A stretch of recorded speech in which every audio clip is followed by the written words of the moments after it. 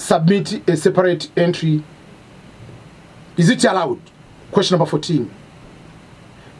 May my spouse and I each other apply separately? There is a question usually there's a point usually we say that if you are married, you have higher chances of applying and winning the diversity visa lottery. So some people tend to lie that I'm married because they do not know the logic behind of saying I'm married. They do not know. They think that United States government, they prefer married people. No. When we say you have higher chances of winning if you are married, is because you can apply as a main applicant and your spouse can apply as a main applicant. It used to be very simple before passport requirement. But now with the passport requirement, sometimes you find one of the couple has a passport. So you must be married first of all, legally married. Then if you have both a passport, a husband can apply. Husband A is married to person B. So we'll say I'm John Abdallah, married to Anna Abdallah. Then Anna Abdallah at that time doesn't need to have a passport, will be included in you. You put all the information. Then Anna Abdallah will go to apply, married to John Abdallah, will put the information. Yes, you are allowed to, so for that you are allowed to apply both as independent principal applicant. But if you do as a principal applicant, you have to include your spouse as dependent. And if one wins, you both come. There is a scenario. There is a Tanzanian couple, very, very happy, very, very lucky people. The V 2020 applied, the husband won. They are processing, visa interview date scheduled. Before the interview date, like 3-4 weeks before, Tanzania was in travel ban. Was not able to get the,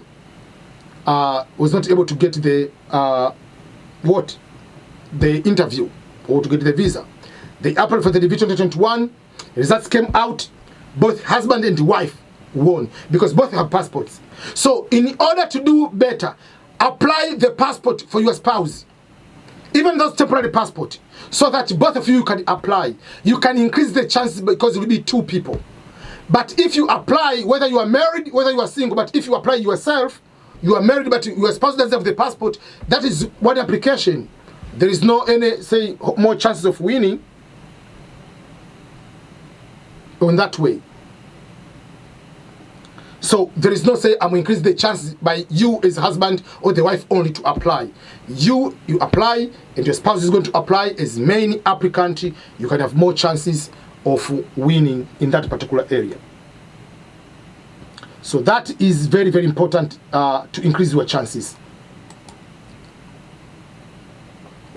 Question number 15. What family members must I include in my diversity visa entry? Yesterday I was on the live session. One person said the person has a stepchild. While they filling the form, they didn't see the place where to put a stepchild, so didn't put the stepchild. So, but when they went to the visa interview, the person was denied the visa. So here it is. When we say the family member, my fellow African, family member on this context doesn't mean your uncle, doesn't mean your grandfather, doesn't mean your brother's child. Family member in this context is his spouse, father, like husband, wife, and the children only. When you say include your family, means include your spouse and the children. That is the family member. Engagement, boyfriend and girlfriend, don't count. Failure to list your eligible status. Listing a person who is not your spouse, who is not your child, you'll be disqualified. Let me start with the spouse. If you are legally married, you must list your spouse, regardless whether that spouse live with you or doesn't live with you. Whether you are planning to come with that spouse in America or not. That doesn't matter. You have to include that part, that one. Either you have conflict, doesn't live with you, you still have to include. The only exception you cannot include the spouse is if your spouse is a permanent resident already or a US citizen, you are allowed not to include. Children. Children are all biological children. Children are all legal adopted children. You must be adopted them legally. You have to have a court documentation to prove that you have adopted them. And the last part of the children is the stepchildren. So in order to have stepchildren, you must be legally married. Not the children of your girlfriend, not the children of your boyfriend. No, you must be legally married. The children, if the person has the children, those are stepchildren. Parents of the siblings are not included, are not supposed to be. Not like I'm going to apply for my child, but my child has a child. Let me go, grandchild, children, they are not supposed to be included. No. So that is about the sibling. If you put someone who is not, you will be disqualified. That is a big mistake. So make sure you have the photos of all the family members, your spouse and children right now. Don't apply, oh, you know, I was late, I didn't have the photos, or whatever. You must have everything. There is no excuse for that. Because you'll be in so much trouble down the road. Question number 16. Must I submit my own entry, or can someone else do it for me?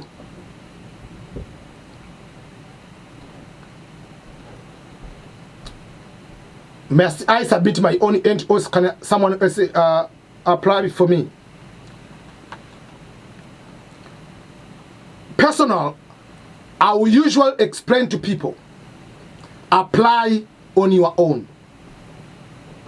Fill the form on your own. Don't let another person fill the form on your behalf. You can have someone to fill it for you, but don't get scammed. That, oh, so if he's applying for you, you're going to win. Or if you apply at midnight, you're going to win. If someone fills form for you because in America will win for you. No. The only person who will help you to win is God. That's all. So fill form for you. It is easier for me to make a mistake if I fill your form. So if you fill on your own, you'll be able to be that way. Because you are the expert, you know your name, you know the correct spelling. The form is very easy. There is a video I have which shows step by step on how to apply, how to fill the form properly. Simple like that. Apply on your own. The form is very easy. Name, last, first, middle, date of birth, place of birth, gender, country of birth, address, where you live now, education level, do you have children, are you married, your marital status, upload the photo. So why? If you cannot fill the form, how are you going to be surviving in America? It's a very easy form for you to be able to do that. So don't allow someone to fill. But if someone fills for you, it is better if that you are there and you can be able to be on the spot. But because if you send it for me to fill it for you, and I fill the form, and I don't give the confirmation number, if you win, and I don't let you know, that means you lose your chance.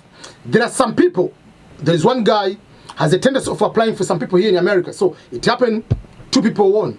The person told, you have to pay me money. If you don't pay me 10,000, I'm not giving you the confirmation number, I'm not giving you the case number. You see? So the failure just to fill the form on your own, the person ended to pay someone over 10,000. Blackmailed. Another person said, you must get married to my brother. And the brother is almost 60 years old and you are 25. so that the brother can come to America. The person refused. The person didn't say, okay, I'm not coming. I'm not going to marry someone 60 years old so that the person can come to America with me. But those are the repercussions you're coming to get if to ask someone.